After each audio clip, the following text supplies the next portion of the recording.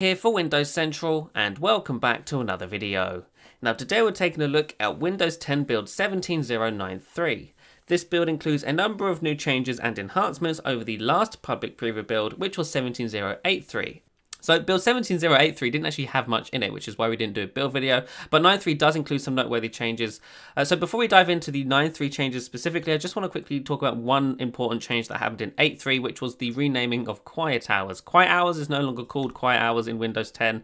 In Redstone 4, it's now called Focus Assist. If we go in here, go down to Focus Assist, you'll see it's exactly the same feature. All the new improvements that are coming in Redstone 4 for quiet hours are still here. It's just got a new name. It's now called Focus Assist. And I thought it was just worth noting because in the last build video I did do, they did change the context menu here for quiet hours. They sort of removed it, but in this build they've added it back, and it's now called Focus Assist here as well. So you can now turn it off, turn it to priority only, or turn it to alarms only, which is very nice. Also worth noting is when I started projecting this screen, because how I record these videos is I project it somewhere else and record on another PC so that it doesn't hinder performance on this one. But since I'm doing that projection, Cortana is up here telling me, hey, I can see you're projecting stuff. I've turned on Focus Assist for you, which is fantastic. Speaking of the Action Center, the notifications in the Action Center have again improved when it comes to the reveal effects. It's now a little bit more prominent across the notification itself now, which is very nice. But the actual reveal effect is very inconsistent still in these insider preview builds. It's different everywhere. It looks different in some places. Its behaviors is different in some places. And in the notifications itself, when they pop up on the desktop, they don't have any reveal effects, which is really weird because they do in the Action Center. So the inconsistencies right now are real. They're very prominent. And if you don't know that stuff, then obviously that's not an issue to you, but since I do notice that stuff, it is a big issue for me, and hopefully they fix it before RTL. They probably won't though, because you know we've only got a few weeks left. We're nearing the end of Redstone 4 development, by the way. This may be the last or one of the last Redstone 4 build videos we do before they switch tracks and start on the Redstone 5 stuff. But yes, that's one of the changes I noticed in the Action Center as well, which is very nice. So let's actually switch over to the changelog for 9.3, and let's start talking about some of the changes specific to this build. So if we go into any game, I just downloaded this one and open up the game bar. Hopefully this works. There it is. There's a brand new game bar, which looks very nice, if I do say so myself. It's there. I mean, it still has all the same features and functions as the other game bar did. It just looks a lot nicer now. There's lots of different settings. Oh, you can change the theme. That's the best thing in the world. Let's close that out.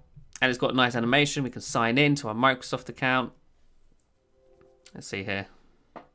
This will likely take 5 years because the Xbox app on Windows is incredibly slow for some reason.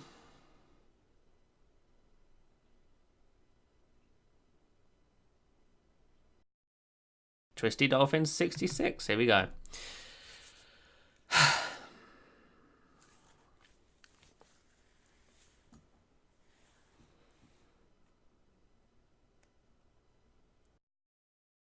That took 5 years to achieve, but we're finally logged in. So hopefully now, if we go back into the game, which has disappeared, I've noticed.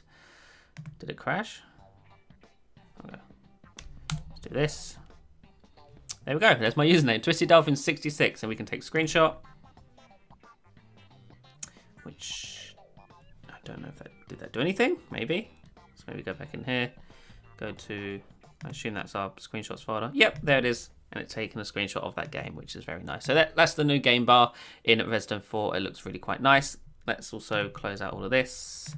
So one other change I've noticed in this build is that the My People hub now has a sort of slide out animation that matches the rest of the flyouts on the taskbar. So if we click on it here, you'll see that it slides out. And before the previous builds, it would just sort of pop up just out of nowhere. No animation, but now it does have one, which matches the rest of the stuff. So if we click on here, you'll see that there's the same animation. There's the same animation. If we go over to start here, there's the same animation. So they've made the animation consistent, which is kind of nice. Moving right along, the next noteworthy change is with passwords. Now, if you're using Windows 10s, Microsoft is essentially removing the requirement of passwords from the operating system. If you have the Authenticator app, the Microsoft one, on your phone, you can set that up and just use that to log into everything. So for some reason, it's tied to Windows 10s. I don't know why. Microsoft hasn't given any reasonable explanation as to why it's tied to Windows 10s, at least not yet. So I can't demo it since I don't have a Windows 10s installed right now, but here's a screenshot of what that may look like if you're setting up Windows for the first time. Something I can show you, however, is the sort of advertisement of Windows Hello if you have a Windows Hello enabled PC. So if we go to the lock screen here, you will see that if we swipe up. So as you can see on the lock screen, it's asking me for my password, which is right because I have set up my account with a password, but that's it. I haven't set up Windows Hello at all on this device yet. But as you can see, the Windows Hello logo is sort of showing as an option for me to log in, even though I haven't set it up. So if I select it, you'll see here that it says, want to sign in faster and more securely? Enter your password to set up Windows Hello. So if I type my password in now and hit enter, it will take me straight to the Windows Hello setup area rather than logging me straight into Windows. So let's set this up here. There I am, it's setting me up. Oh, I'm too close. There we go. And I have to set up a pin. And hopefully that's working as intended. There we go. So now if I lock the PC, swipe up, of course it's asking for a pin, and it's not asking for Windows Hello. Why is that? Come on now, Windows. You're better than this. Is that because it didn't successfully set up? It didn't. Okay, so even though I went through the process, it didn't actually apply that. Perhaps the feature's broken in this build. This is still a preview build after all, but that kind of stuff does happen in these insider builds. But yes, that's a new feature that they're working on, which is very nice.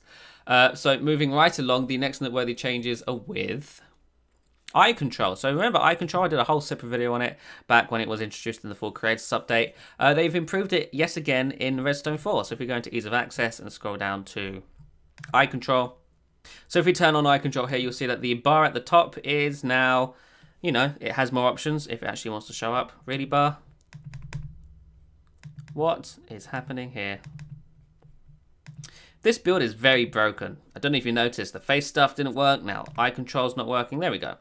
So we have the start button there, which does what you expect. Then next to that on the left, we have the calibration option, which doesn't appear to do anything yet, or maybe it is doing something behind the scenes.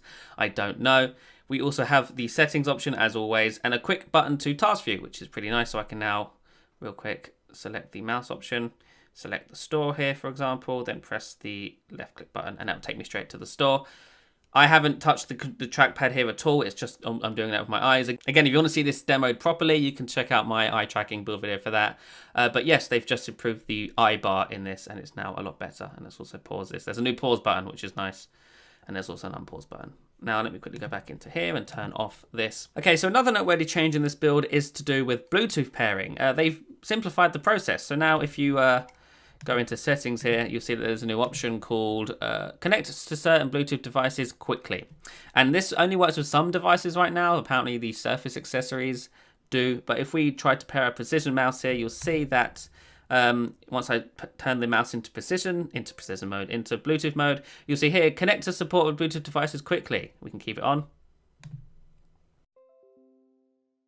You'll see here that the new Bluetooth mouse has been found and I can connect to that.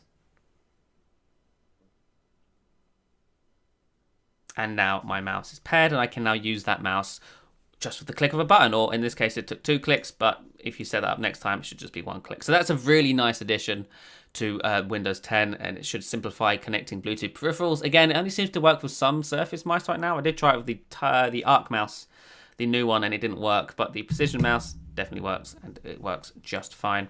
Now, if we jump back into settings, you'll notice that the privacy settings area has been updated. It's now got the same sort of categorized sidebar as the ease of access area does, which we talked about a while back in a previous build. But yeah, you can now take a look at all the stuff that your PC has in regards to privacy, and you can turn things on and off. And also, so if you're a privacy nut, you can go in here and turn everything off, or if you don't care, you can just leave it all as defaults.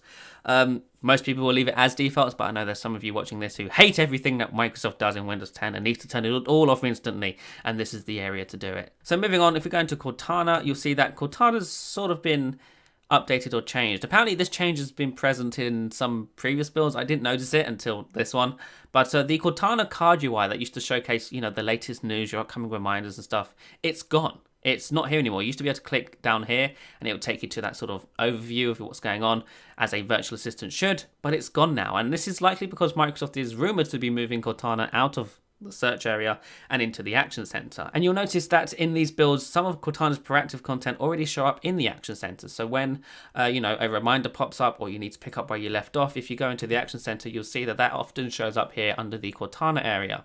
So that's why they're moving it out of search and into the action center, which makes sense in some people's eyes and in others not. So this is a sort of an interesting change that some people are okay with, other people aren't, but it's a slow process. So they've moved the main sort of Cortana experience out of search.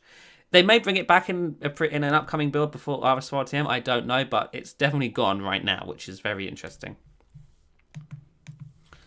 Also, the Cortana Collections button's gone from the hamburger menu for some reason. And if we go in here, it's found in the list area now. It still exists. It's still it's the weirdest app on Windows 10 right now. It's like there's no fluent design whatsoever. It's just an app. And then, you know what? I think it's a PWA. I don't know if that's true, but it's definitely not. It doesn't look native to the operating system. I'll tell you that much. Oh, I didn't mean to click that. Okay, anyway, that's that. Also, another change I've noticed, which was actually in the previous builds, but who cares? This link phone option in the timeline area, you can now click on this and it'll take you straight to settings where you can link your phone, which is quite handy if that's something that you like. Also, and I had to take a screenshot of it because it probably disappeared by now. Let me double check actually.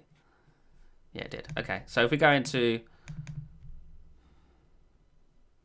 screenshots here, you'll see that the suggested option now actually shows sort of advertisements for other features within Windows, not just apps. So if you're in the settings app and you're not using a Microsoft account, you'll see here that, oh look, it's telling you why you should sign in with a Microsoft account, giving you all the benefits and whatever else, which is, I'm talking about this thing here. It looks kind of nice. This is the only one I've seen right now. I'm sure there's more in the settings app and all over in the operating system, and you can turn off these suggestions. This ellipsis button up here allows you to do that. But yes, that's a new change I've noticed in this build, which is kind of nice. So there you have it, guys. That's pretty much it for this build video. We are nearing the end of Redstone 4 development, so this will likely be the last or one of the last Redstone 4 build videos we do. I'm not expecting any new big features to show up in these Redstone 4 builds. I'm sure Microsoft is saving all of that for Redstone 5 now. Yes, I'll let you guys know in a video if we are testing Redstone 5 builds. That should probably be in the 17600 range. Right now we're on 17093. RTM for Redstone 4 is expected in March, I think, and releases sometime in April. So yes, not long left. Pretty exciting time if you're somebody